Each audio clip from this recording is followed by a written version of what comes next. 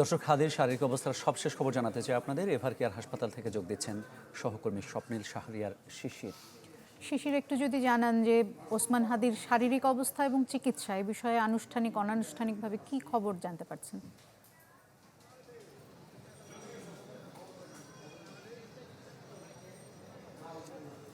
গতকাল রাতে আসলে শরীফ ওসমান হাদিকে এভারকেয়ার হাসপাতালে কিন্তু নিয়ে আসা হয় এবং এখানে কিন্তু ক্রিটিক্যাল কেয়ার ইউনিট যেটি রয়েছে সেই ক্রিটিক্যাল কেয়ার ইউনিটে তাকে কিন্তু ভর্তি করা হয় এবং আজকে সকালবেলা শরীফ ওসমান হাদির চিকিৎসায় একটি মেডিকেল বোর্ড গঠন করা হয়েছে এবং মূলত যারা বিশেষজ্ঞ চিকিৎসক রয়েছেন বিভিন্ন ক্ষেত্রে সেই বিশেষজ্ঞ চিকিৎসকদের নিয়েই এই মেডিকেল বোর্ডটি গঠিত হয়েছে এবং মেডিকেল বোর্ড বিকালে একটি বিবৃতি দিয়েছে এবং সেই বিবৃতির মাধ্যমে শরীফ ওসমান হাদির শারীরিক অবস্থার আমরা সবশেষ যে আপডেট জানতে পেরেছি সেটি হচ্ছে যে মেডিকেল বোর্ডের বিবৃতি অনুযায়ী শরীফ ওসমান হাদির শারীরিক অবস্থা কিন্তু অত্যন্ত নাজুক এবং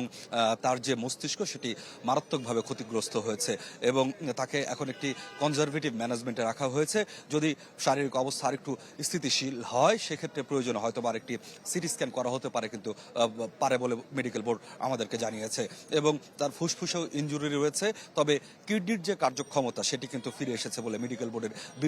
বিবৃতিতে বলা হয়েছে। রেইনবো অলরাউন্ডার এক্সটেরিয়র পেইন্ট বাড়ির বাহিরের দেয়ালের সুরক্ষা নিয়ে থাকুন নিশ্চিন্ত, সাথে পাচ্ছেন 10 বছরের ওয়ারেন্টি। আরেকটি বিষয় হচ্ছে যে রক্ত জমাট বাঁধা এবং রক্তক্ষরণের মধ্যে একটি অসামঞ্জস্যতা সেটি কিন্তু চিকিৎসকরা খুঁজে পেয়েছেন এবং এই অসামঞ্জস্যতা নিয়ন্ত্রণে আনতে যে ধরনের প্রয়োজনীয় চিকিৎসা কিংবা ব্যবস্থা নেওয়া প্রয়োজন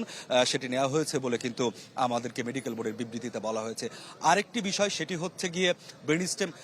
ইনজুরির কারণে তার যে রক্তচাপ এবং হৃদস্পন্দন সেটির মধ্যে কিন্তু ওঠানামা রয়েছে এবং চিকিৎসকরা রয়েছেন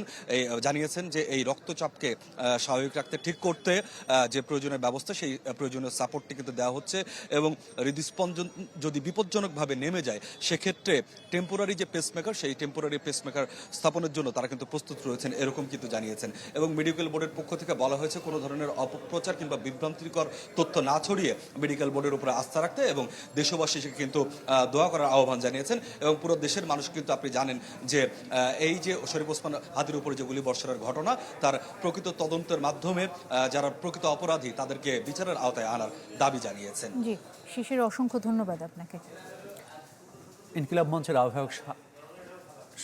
শরীফ ওসমান হাদির শারীরিক অবস্থার সবশেষ খবর জানাচ্ছিলেন সহকর্মী স্বপ্নিল শাহরিয়ার শিশির।